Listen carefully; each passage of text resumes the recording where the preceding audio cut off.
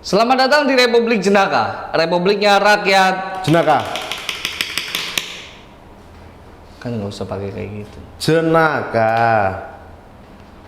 Oke. Ini jenaka beli. Kembali lagi dengan gua Adik Seafood Dan gue Hafid Kames.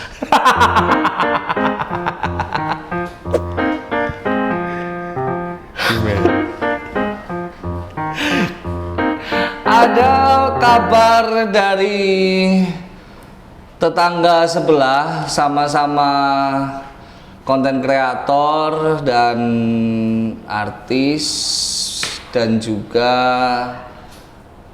magician. Dan kita mengomentari komentar. Kita akan melakukan komentar terhadap orang yang berkomentar. Podcast dari Om Deddy Corbuzier mengundang Taufik Hidayat sebagai legenda bulu tangkis Indonesia, Bahkan dunia. Yang sekarang juga mendunia karena statement-statementnya. Oke. Diundang bukan untuk membahas bagaimana Cara menjadi atlet yang baik cara dan menjadi benar. atlet yang baik dan benar agar bisa berprestasi seperti Taufik Beliau, Hidayat, ya. tetapi malah membahas kebobrokan Kementerian Pemuda dan Olahraga Republik Indonesia yang katanya setengah dari gedung Kemenpora adalah tikus semua. Masa? Mungkin nggak ada manusianya di sana. Itu jadi kalau satu gedung itu 1.000 orang, 500-nya Setengahnya tikus. semua. Itu sangat mencengangkan. Kalau gue nggak kaget. Dan hebatnya lagi, dia padahal sempat menjadi wakil ketua Satlak Prima Satlak Prima pada periode 2016-2017 dan staf sus dan Kemenpora. staf khusus Menpora. Jangan-jangan 50% tikus itu termasuk dia. Bagian dari 50%. Loh, gini, logikanya gini, ya. Kita bukan mau membela Kemenpora, bukan mau membela yang dituduhkan. Iya, kita hanya berkomentar. Taufik di sini. Hidayat hanya berkomentar. Logikanya begini. Kalau memang di Kemenpora itu 50%-nya adalah sarang tikus atau tikus semua, koruptor semua, kenapa dia tidak teriak dan tidak ngomong ketika dia menjabat di staf sus?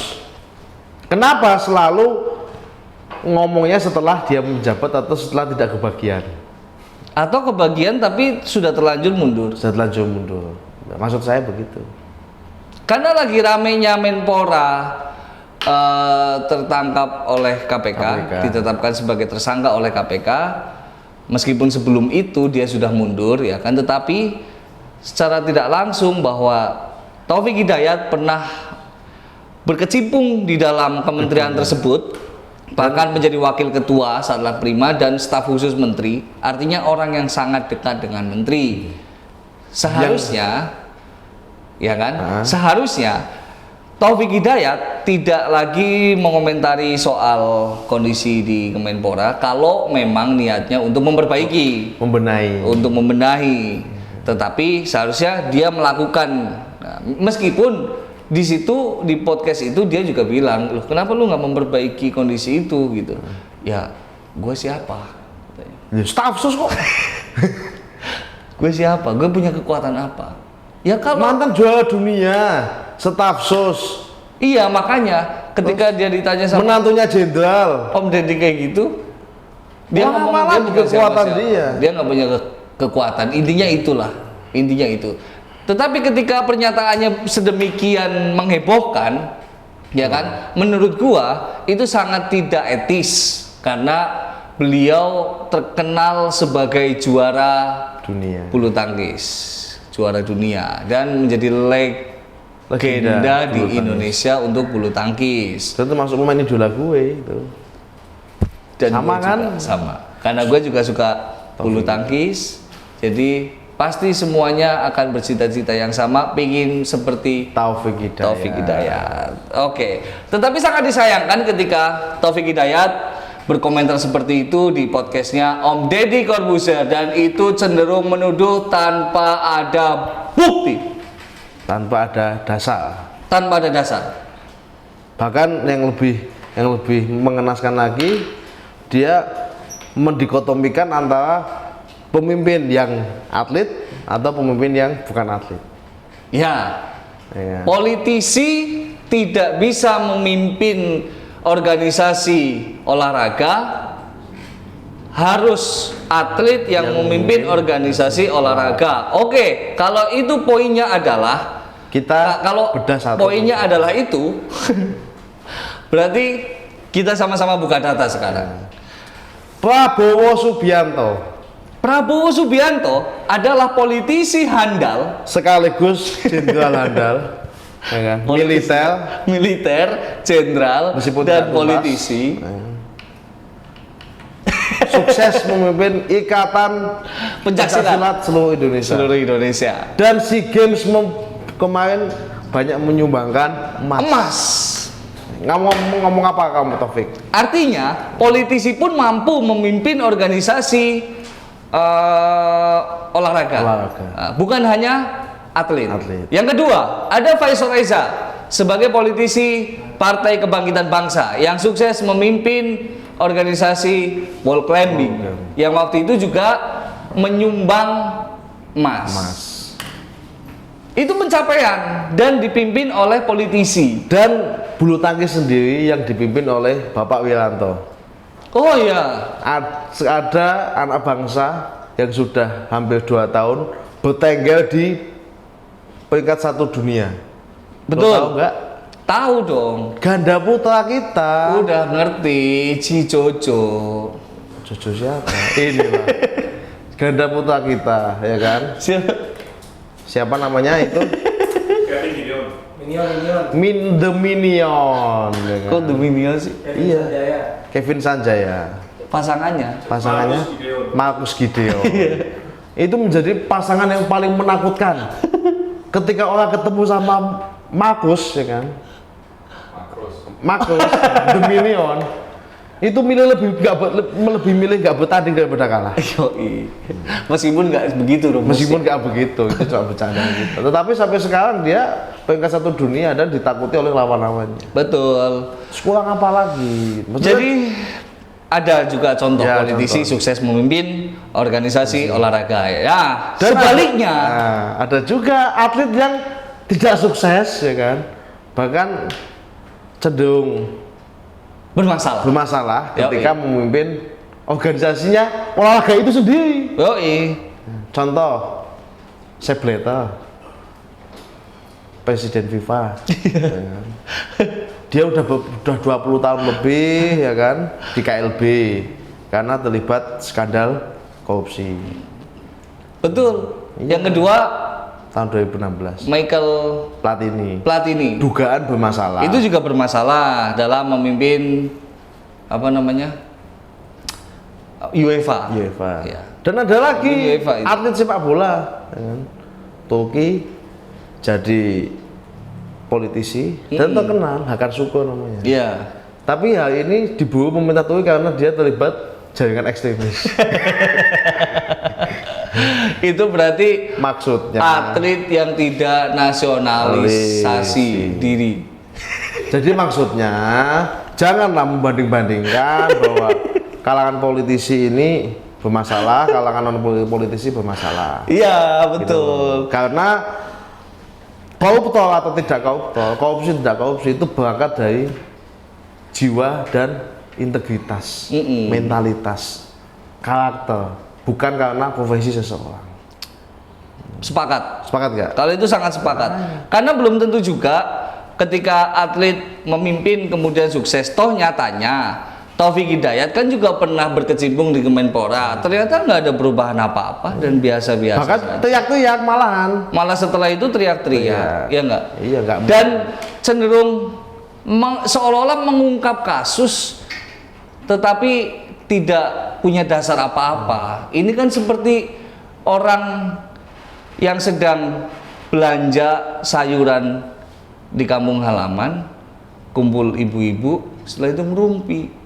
Apa bedanya acara podcastnya Om Deddy Corbuzier seperti acara rumpinya ibu-ibu?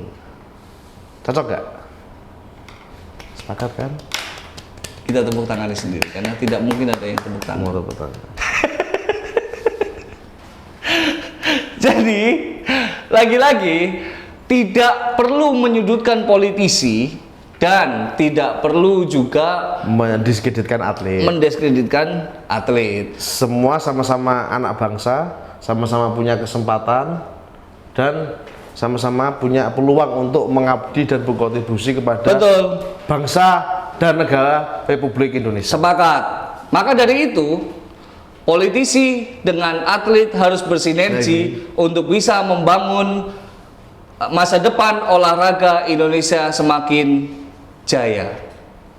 Dan yang lebih mencengangkan lagi, John, Om Deddy Corbuzier berstatement kalau emang Menteri Olahraga bisa olahraga. Emang mana sih ada Menteri Olahraga bisa olahraga?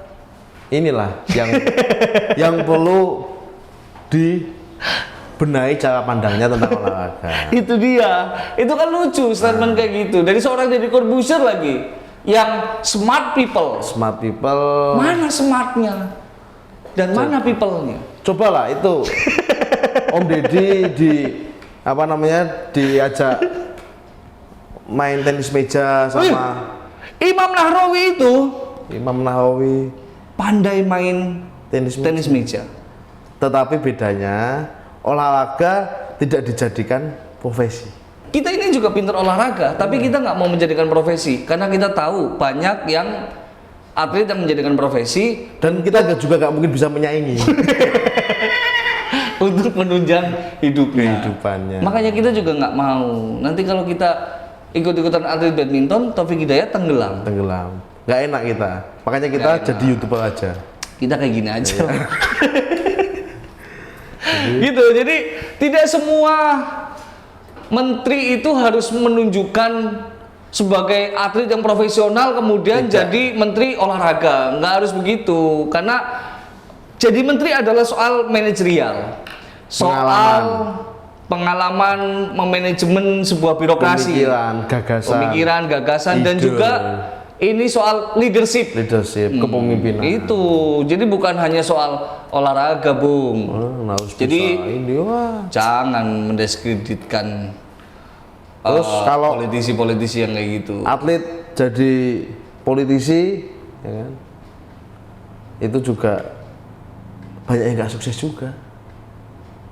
Iya sih, ya mungkin itu salah satunya Taufik Hidayat sih, John. Karena Taufik Hidayat karena merasa nggak sukses menjadi politisi, kemudian dia teriak-teriak dan mendiskreditkan politisi, semua politisi dihantam dan Kemenpora yang tempat dia nyari makan dulu itu juga dihantam sama dia. Itu saya yakin bahwa itu omongan orang-orang yang kecewa. Gagal. Coba kalau dia jadi politisi yang sukses, saya kira dia nggak bakal berbicara. Coba jadi politisi, nyalek, ya kan?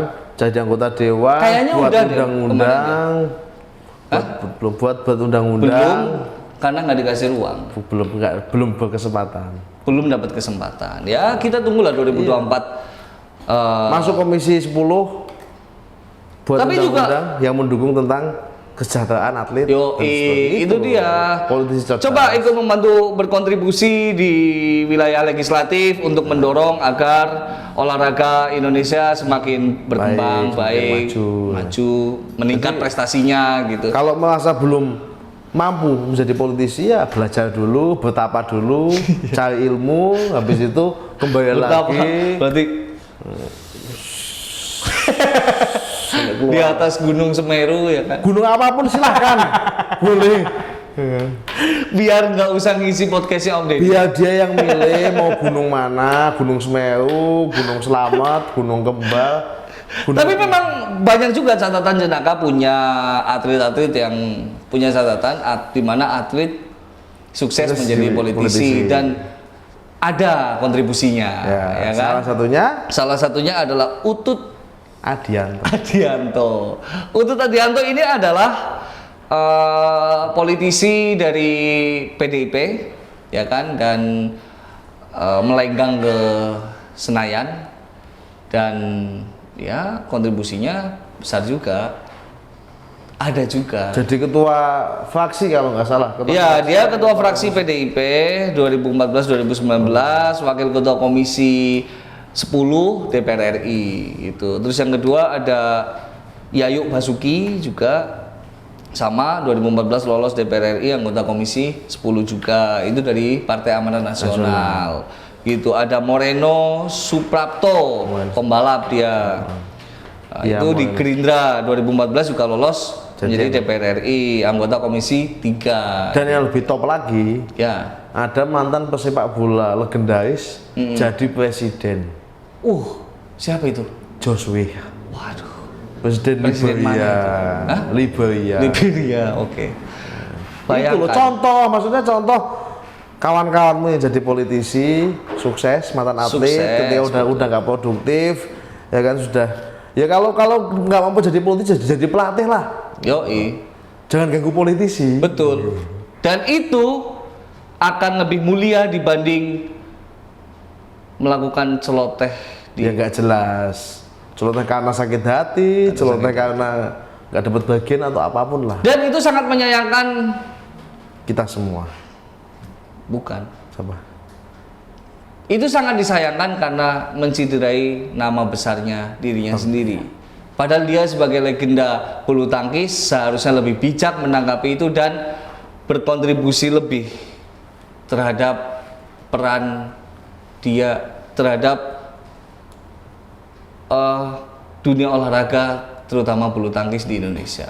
Tetapi meskipun begitu John, kita tidak kehilangan hormat kepada Taufik Hidayat. Iya dong. Karena bagaimanapun Taufik Hidayat adalah atlet kebanggaan, atlet bulu tangkis legendaris, Betul. dan idola kita semua. Dan mengharumkan nama Indonesia. Terima kasih banyak. Terima kasih banyak Bang Mas Taufik Hidayat. Semoga kita bisa bertemu dan berdiskusi karena Lebih Anda dalam adalah lagi. inspirasi pemuda-pemuda Betul. Indonesia. Termasuk gua, John. Termasuk gue juga. Gue juga bermain bulu tangkis, motivasinya cuma satu.